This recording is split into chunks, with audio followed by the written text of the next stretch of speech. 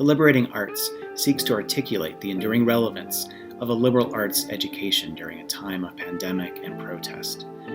Through our online platform, we will host a series of conversations with writers, academics, institutional leaders, and public intellectuals about the nature of the liberal arts, their formational purpose, and their moral significance in a time of great cultural disruption. We hope to inspire viewers and listeners to learn more about the liberating effects of these arts on their own lives. To find out more, please visit www.theliberatingarts.org or find us on Twitter, Facebook, Spotify, or YouTube. All right, thank you so much for joining us. We're going to be talking about the importance of liberal arts education beyond the bounds of the university. And I am joined by two absolutely wonderful guests who I am very excited to hear from. So I will introduce myself very briefly and then introduce them to you. I am Angel Adams-Parham. I am a professor of sociology at Loyola University in New Orleans. And I am joined by Dr. Emily Auerbach. So Emily is a University of Wisconsin-Madison professor of English, the co-director and founder of the life-changing UW Odyssey project, and co-host of Wisconsin's Public Radio's University of the Air. She's also the author of the book Searching for Jane Austen and project director of the Courage to Write series of radio programs and written guides about women writers. Emily has won numerous teaching, programmatic, broadcasting, diversity, and humanitarian awards for her work with non-traditional students in her nearly 4 decades at the University of Wisconsin-Madison. Thank you so much for joining us. Thank you.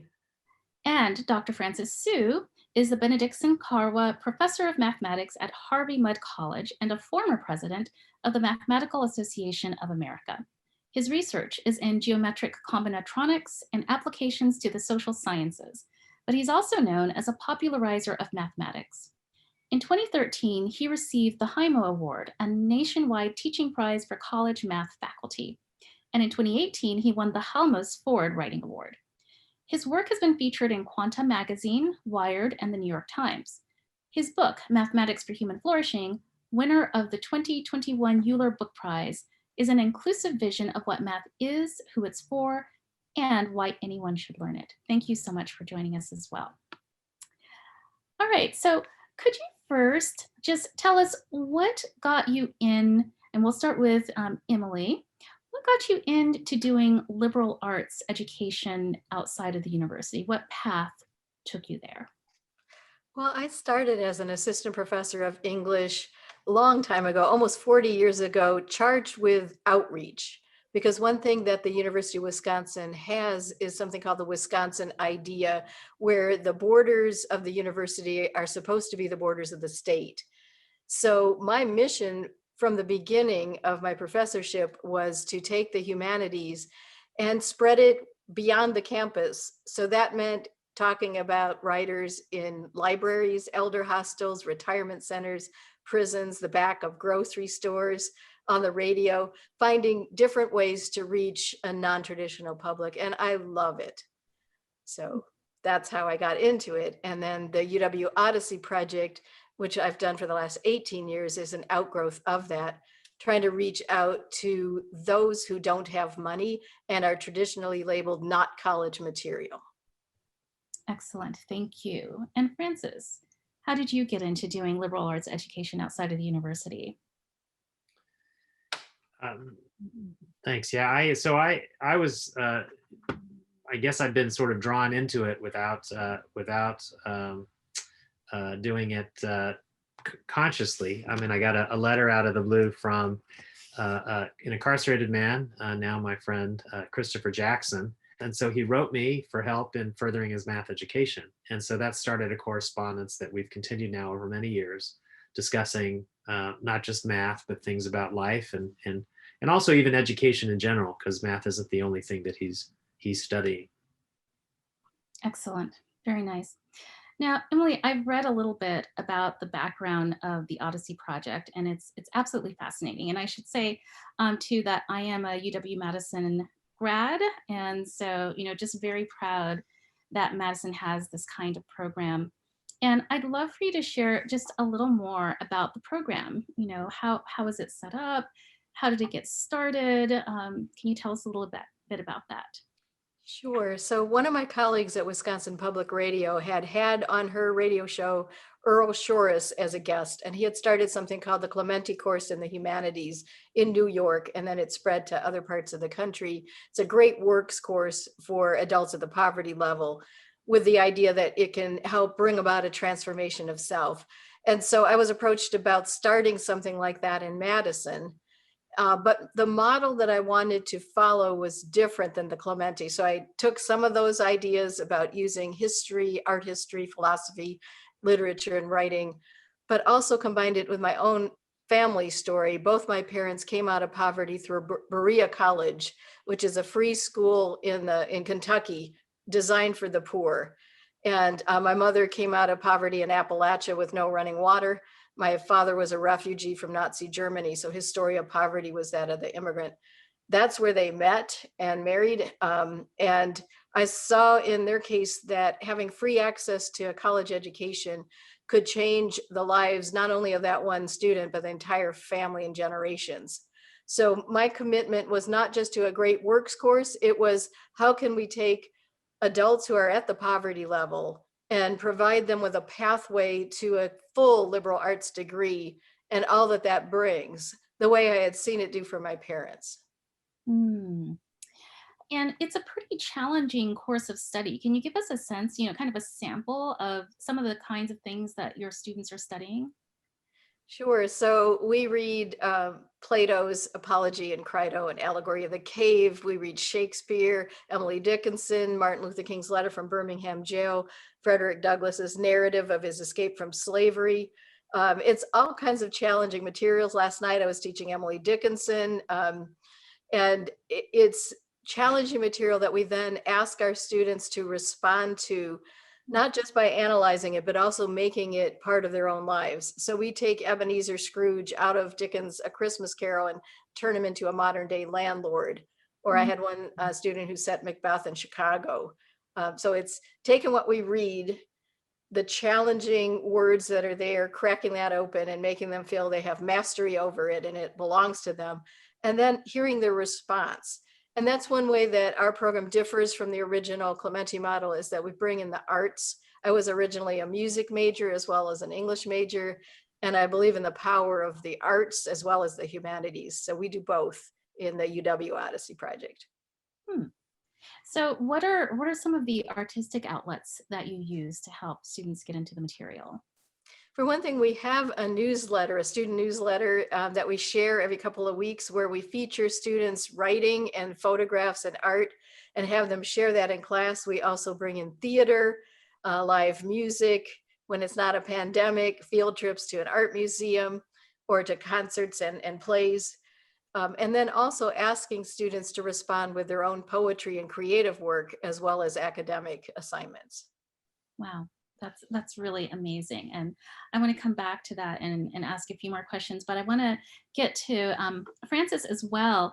Could you tell us a little more about your co-author, how you got into contact, and just a little bit about who he is and what the correspondence has been like? Christopher is somebody who's always loved learning. I think if I understand his story, he's often just not been challenged enough necessarily in school. And when he got into high school, he got involved in drugs with the wrong crowd, ended up involved in a string of armed robberies. And that led to, under some very harsh mandatory minimum sentence laws, to a very harsh sentence, 32 years. And so here's a teenager, basically, but when he was first incarcerated, who is looking at 30, plus years in prison.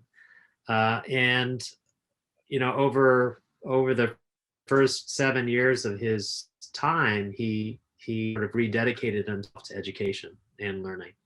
And so in many ways, this isn't really a story about me teaching Christopher math. It's actually a story about how Chris has taught me a lot things that I thought I knew well about my own profession, such as the fact that actually mathematics can be, inspiring in ways even that I would not have necessarily had the courage to believe that everybody has something to gain from learning math, even if you never use it for a practical application.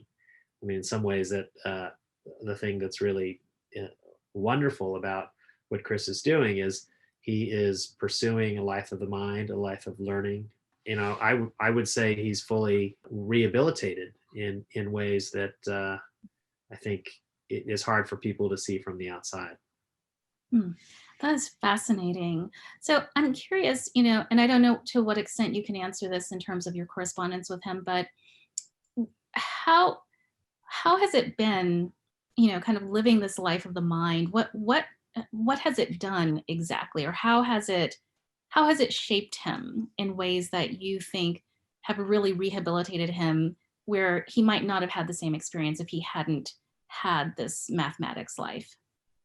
Yeah, yeah, it's a great question. I mean, um, I think one of the things is that it's certainly built in him a certain kind of persistence to sit with problems long enough and realize that actually hard problems can be solved.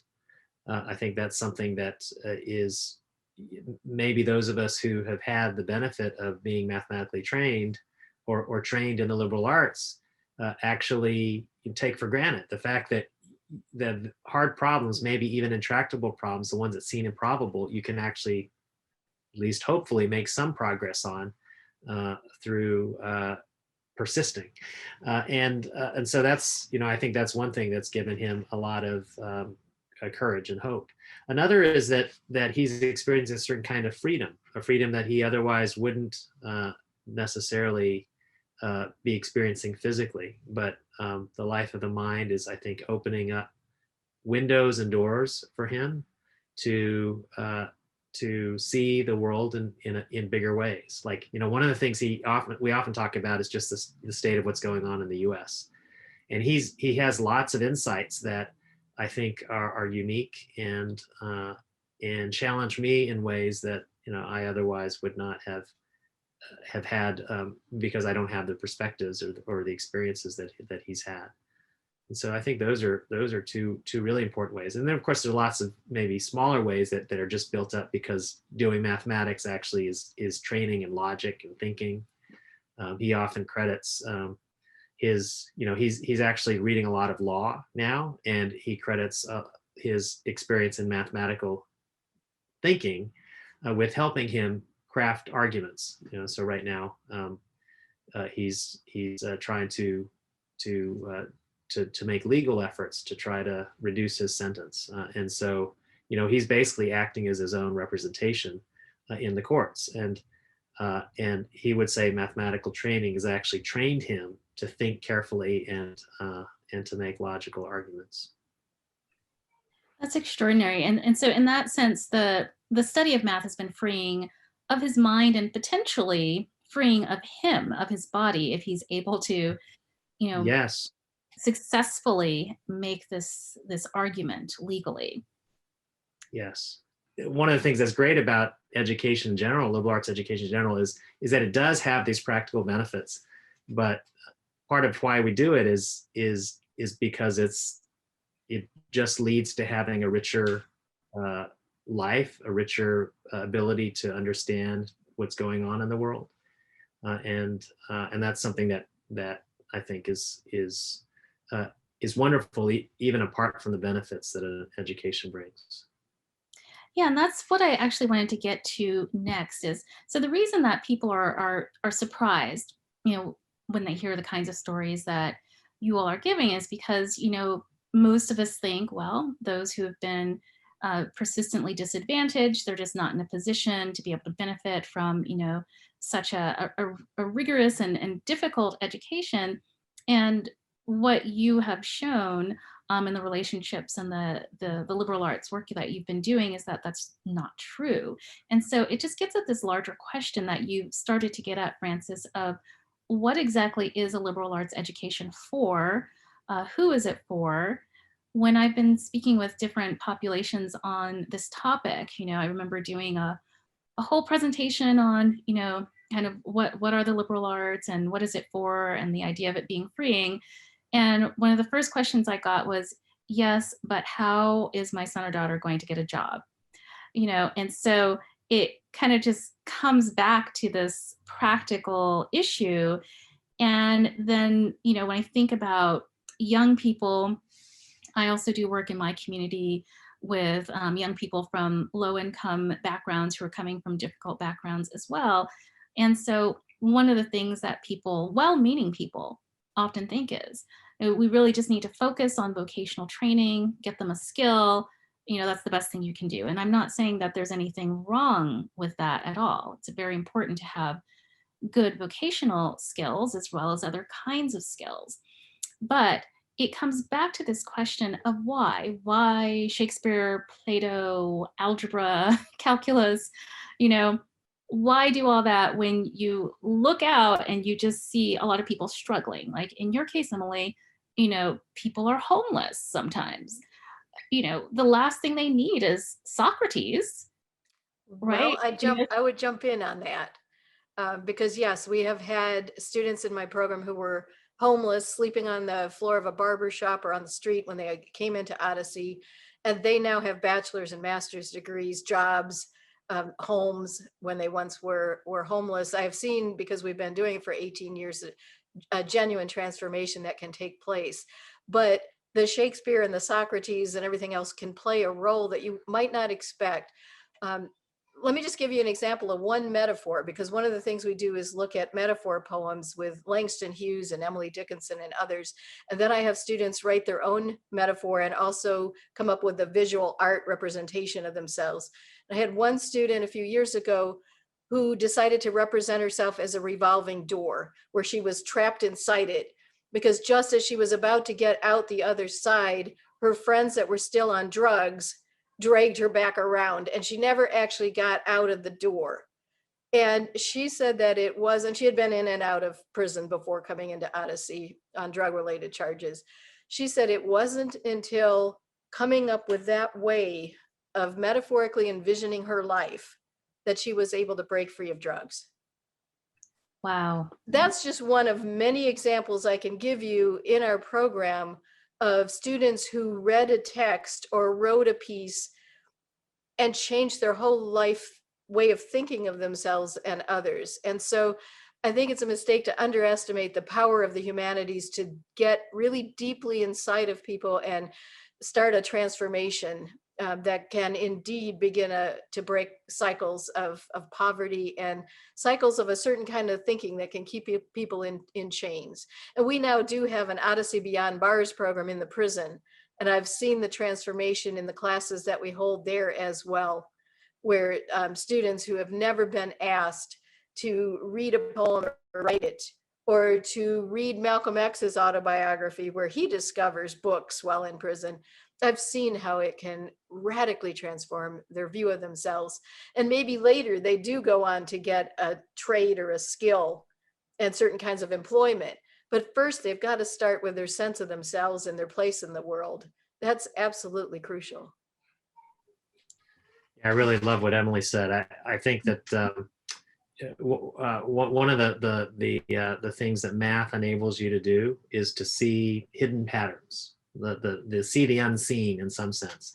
What Emily's referring to is not just math's power, but just education in general gives you the power to make connections, to see for yourself certain things that make connections you might not have made before, in owning your own learning in some sense. I think that's I'm not sure if that was exactly how Emily put it earlier, but this is why learning is such a wonderful thing, right? One writer said that literature is equipment for living. And similarly, I think of mathematics as equipment for thinking. And who doesn't want to have a richer understanding of how to live in this world? That's a difficult world to live in. And many people have had hard experiences and they've written about it. And that's why literature can be so gripping, right? Like, and when you see math's power, for instance, to uncover some of the patterns that are going on in the world, who doesn't want that power? Like, I mean, there's so many ways that these things, it's not measurable in terms of, necessarily in terms of, job skills, but it certainly does, I think, have payoffs in terms of job skills.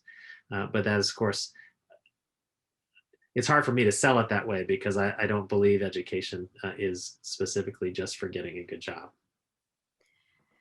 Yes, yes, yes. I absolutely agree with you. And this brings me to another question that I'm very curious about for both of you, which is what kinds of differences, if any, do you see between the way your traditional college students respond to the material that you teach and the students who are in the community? Is it pretty similar way of responding? Is it different in any way?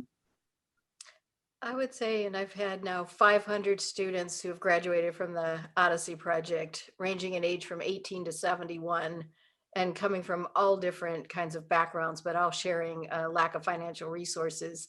95% of them are students of color. All of them just about have experienced discrimination, adversity. Many have been homeless or dealing with incarceration. I had one student who had grown up in 42 foster homes.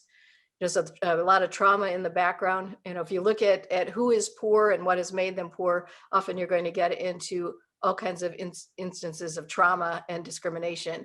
And I would say the difference that I see with the 500 students that I've worked with in the Odyssey project compared to the traditional undergraduates that I had in my classes on the Madison campus, the 18 to 21-year-olds coming right out of high school.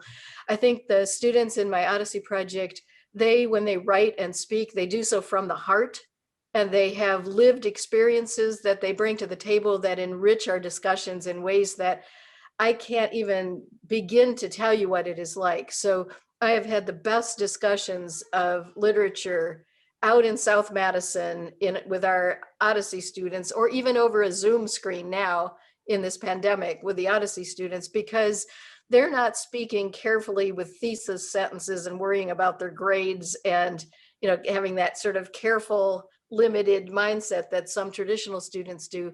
They are crying, they're laughing, they're sharing real experiences. And so I would say the main difference is that the students that I'm working with, they are craving knowledge, they're craving something that will change the future for themselves and their children. They want to give back to people who have helped them.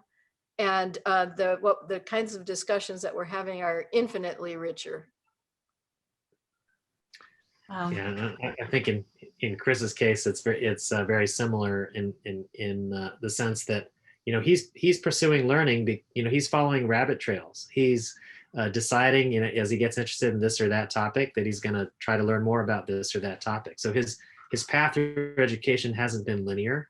In fact, even in mathematics, he's sort of jumping over some topics to learn about other topics. It's a more organic way of learning, and so that I think is very different. I think it exposes, for me, for instance, the role that communities play in shaping the way education happens. Right? He's been sort of doing his own education in isolation, which has advantages and some disadvantages. Some disadvantages are the language he speaks about, the way he talks about math is actually a little different than the way you would talk about it if you had, everybody had the same standard set of courses or something like that. On the other hand, he's able to have certain insights that I'm not able to have because I've sort of had this rigid, limited view, maybe in education that's been more formal in some ways. And so that's been, I think, wonderful for me in terms of our interactions. And so, I think, yeah, go ahead. I was going to say, I also think that having a multi-generational program really changes the discussions when you get to history. For example, the 71-year-old that was in my class, when we were talking about the civil rights movement, she talked about how growing up in a suburb of Chicago, Evanston, and when she went into labor, Evanston Hospital would not take her in because she was Black, and she had to go to Cook County. And I saw that when she was talking about how that had happened to her, right next to her was an 18-year-old and the jaw dropped. And, we have now had a grandmother who took the class, and then 10 years later, a grandchild comes through our program. And, we have a whole family involved, especially now that we have Odyssey Jr. And I guess one thing that I would say is with the Odyssey project, I've learned the value of a whole family approach to learning. I think in our society, we often segregate people. So you just have college students of a certain age in dorms taking classes. And in our program, where we have seniors, we have children, we, we have multiple generations together. It changes the dialogue. It changes what you're able to do as a group. And so I'm a big believer in the family approach to learning. And that reminds me of Odyssey Jr. Could you tell us something about Odyssey Jr. and how that works? Sure. Well, from the beginning, and that's 18 years ago, we've had free childcare because that's one of the barriers that a lot of our students face. And so we partnered with the local Head Start and had childcare on the site in the evenings when we had class. And then, sometimes, for example, I see your picture on my banner. So in the class of 2006, I had a woman in my class who brought her granddaughter to our childcare. She was 8 at the time. That granddaughter said that was the first time she thought of college, is when her grandmother was in the Odyssey program and graduated from it. And that 8-year-old graduated from the UW-Madison last spring with her bachelor's and is applying to law school. She also did an internship with the NAACP in Washington, D.C., and wants to be a lawyer fighting racial discrimination. Odyssey Jr., we saw that the older kids also were hanging around the library or the classroom when their parents were with us. And so we now offer programming all the way for teenagers as well. And when it's not the pandemic, we were working with 56 children in 3 different classrooms, all having dinner and all doing enrichment, children's newsletter, field trips, and getting excited about learning because we want them to think of themselves as college bound. That's extraordinary, and that's amazing. So, can you say some more about how do you occupy the children in Odyssey Jr? Because I know they've got a curriculum that's somewhat parallel to what the parents are doing. Yeah, I think one of the big goals in the Odyssey project, and then also in Odyssey Jr. or in Odyssey Beyond Bars in the prisons, or in Onward Odyssey, our program for alumni, one of our biggest goals is to help our students identify their dreams and find their voices and get on a pathway to power. And that can take many different forms. For the children, sometimes it is writing about themselves or artwork, seeing that published, having teachers who believe in the gifts they have and will work with them. Some of the children that we work with have actually been in trouble in the school system or been labeled as problems. And when they work in a caring environment with a diverse group of teachers and fellow students, they start to blossom in ways that the parents are then thrilled with. So, and we're also providing tutoring in a family learning center where they can get help with their homework. It's a very holistic approach, which makes very good sense. It really does. So I wanted to think about, because you've talked some, about the different ways that those that you're working with outside of the university, how they explore this material and have insights that can be often quite different than traditional age students. And I'm wondering, in what ways your community-based work has perhaps informed your teaching and or your scholarly writing in academia. So that is, what are there things that you're bringing from the community work that directly affect your teaching or your writing?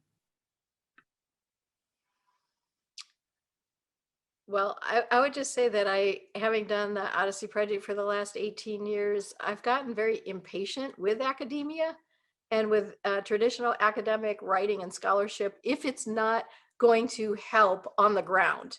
I don't know, I don't want to come across sounding too bitter or cynical, but I've got families who are suffering right now. They don't have enough food on the table. They've lost wages. We're trying to keep them housed. They're trying to go to school while caring for children. And it's just so hard out there. And I'm really, over the years that I've done the Odyssey project, I've gotten impatient with academic studies that don't ultimately point the way to change and don't involve the communities in the study as well. So I am much more interested in hearing what somebody has to say at the Urban League or the Public Library, or some of the agencies, the United Way, that are working with the families that I'm working with, than I am in reading yet another paper on a writer who died 300 years ago, just so somebody can put a publication on their resume and get tenure. And I know that sounds, I mean, I had the luxury of already having tenure when I started Odyssey, but right now I'm just so filled with passion to change the state of this world. Right here in Madison is what I can work on with the Odyssey Project, but I'm just so filled with anger about the injustice that I'm more interested in reading editorials than dry academic studies. I want to absolutely come back to this, because you're getting into something that's extremely important. But Frances, I wanted to hear your response to the question about, how perhaps has your relationship with Chris, has it in any way informed your teaching? I know it's informed your writing with your book. Yeah, I mean, one of the things that I think a lot about now is how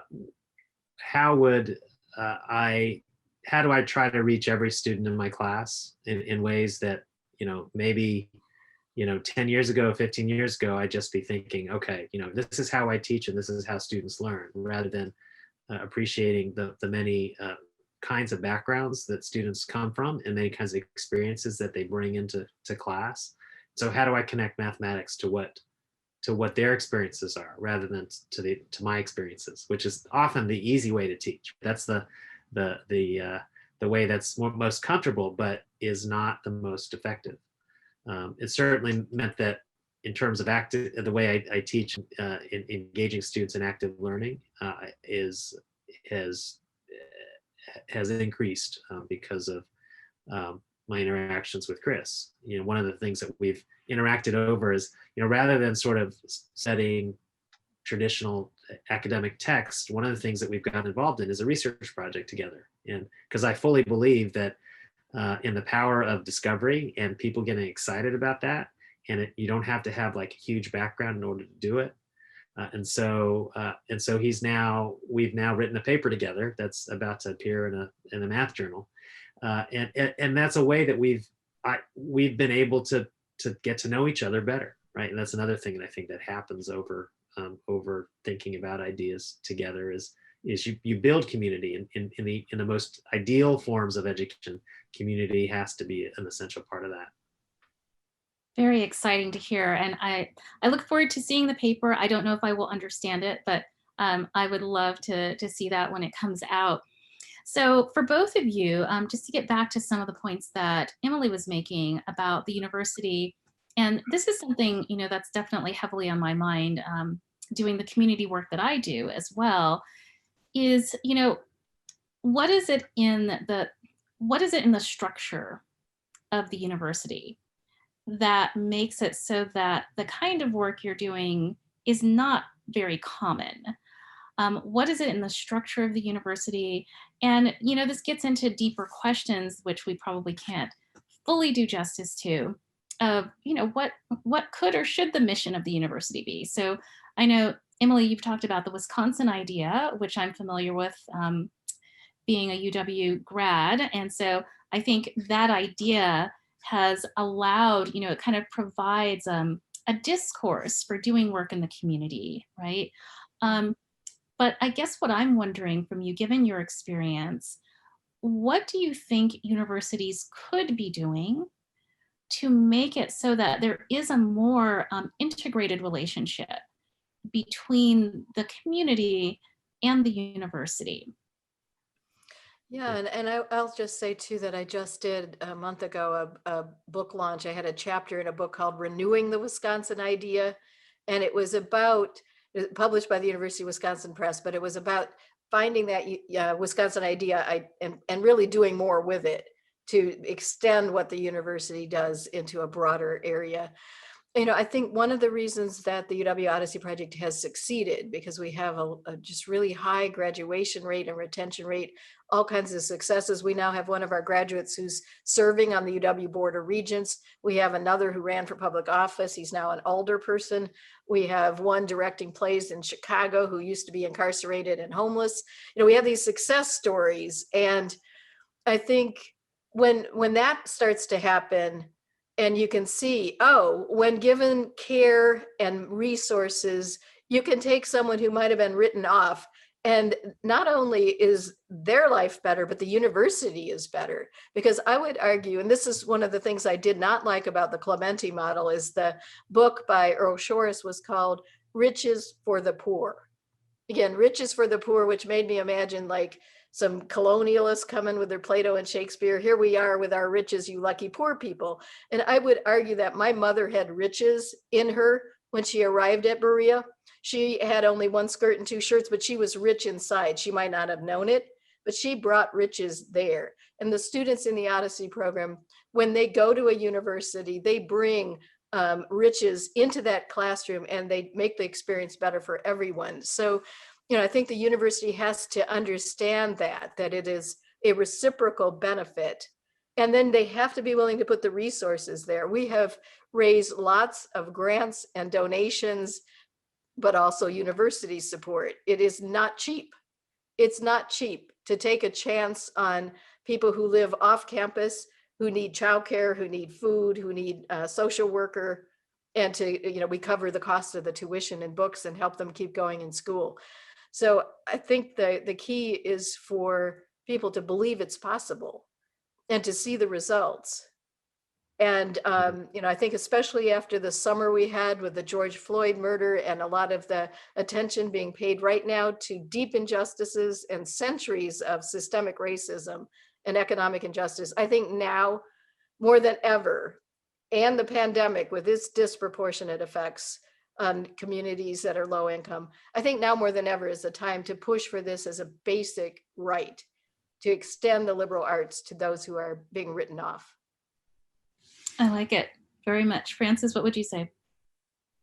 Yeah, I would only add to that. I think the education, the university has to change broaden its incentives for faculty to engage in work that actually involves the community, rather than a very narrow view of what academic work is, which is often viewed as just publishing highly technical papers in one's field and impacting very few people.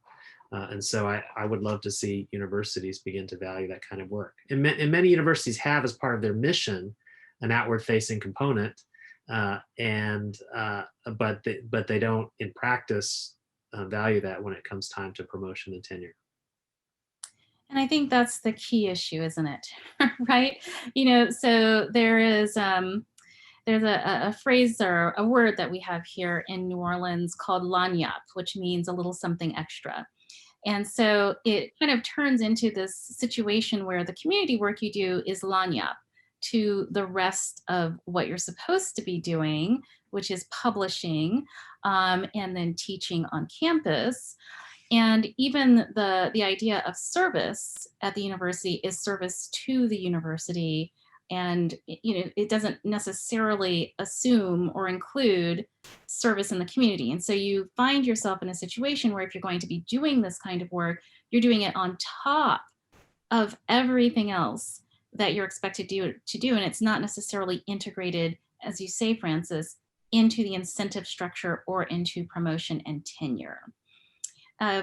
We are coming toward the end of our time. And so what I wanted to do is to maybe see, for others out there who are watching, who would love to do some kind of community work like this, who perhaps are junior faculty members, who don't have tenure, all the way up to those who do have tenure, but are wondering how they might have the time.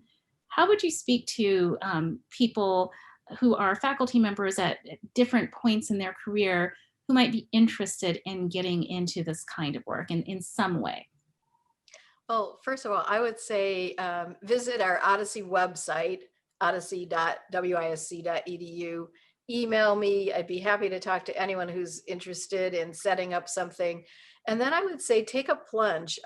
One of my deans said that sometimes it's like I take a leap and they try to get the net under me to catch me. But sometimes if you wait until you get the approval from everyone, if you take all this time to figure out all the things that might go wrong, you never get anything going. And I would say be bold. If you care about something and you went into your field because you love it and you see injustice around you and you think of an idea, write a grant, go all the way to the top, speak to a chancellor, or find someone who is a success story who can help come to the place you are and sell it to the people that you need the approval from. And I would just say be bold and do it, because it's what can keep you sane. It can make you wake up and feel so glad to have a day to do what you love and to make a difference. I think, that's all I would say is be bold and try. Thank you. That's great. I really, I'm just following Emily because she's like saying everything that's awesome. And then I'll just add a little bit, I read a friend wrote this article I just read this morning about taking risks.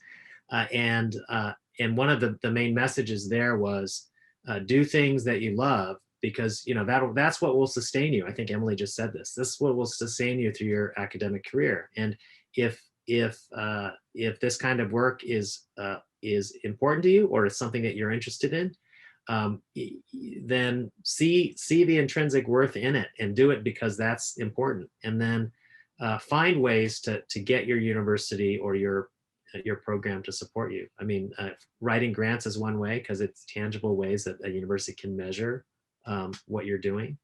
Another way is to collaborate with people who are already doing this work, and then you can find ways to disseminate that scholarship. And finding a mentor maybe is perhaps the last thing that I would say, is someone who's sort of a few steps ahead of you in the academic track, who's found a way to make it work.